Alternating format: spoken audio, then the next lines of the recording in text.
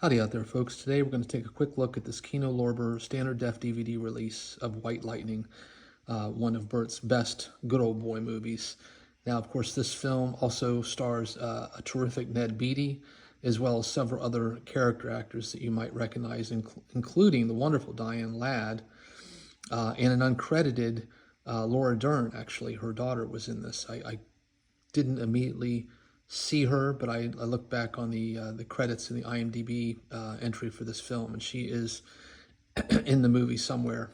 Now, the movie itself is just your standard sort of revenge flick. It's just basically about a guy, McCloskey, nicknamed Gator, who is in prison and has about a year left of his term here in Arkansas, and he learns that his younger brother was found dead in a swamp, and he immediately tries to escape to figure out what the hell happened and maybe get revenge, and then is given an opportunity by the feds to be released on the condition that he attempt to infiltrate a suspected, illegal moonshine running gang headed up by the sheriff of the county.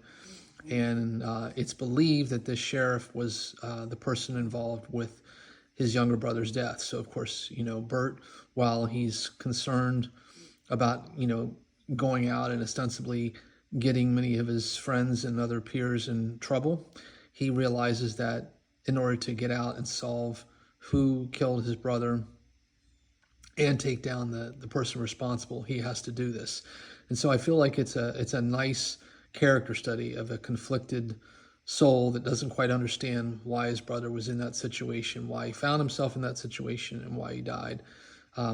And there's some nice, unexpected dramatic flourishes in the film that will surprise you. Now, is this high art? Absolutely not. But I will say that amongst all of the films that Bert did of this ilk, this is clearly his best. I think it captures a surprisingly apt portrayal of, the South circa early 70s, especially its sort of, I suppose, take on what was happening in the rest of the country.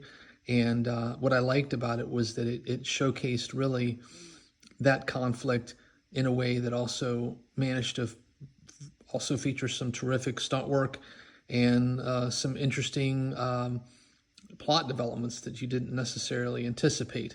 I love Bert. I mean, I think he's a terrific actor who was, wrongly maligned by, sadly, the poor film choices he often made in his career. But he's got several movies that I think showcase his talent, and I would argue that this is one of them. So definitely seek this out if you've not seen it.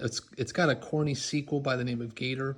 This is the one that you want to watch. This is the one that pretty much universally is praised as being a smarter than you think it should be piece of sort of Southern noir, good old boy fun with some terrific action sequences and practical stunt work that I think is just representative of really a bygone era in the era of CGI that we now all face with now. But I personally, I enjoyed watching it.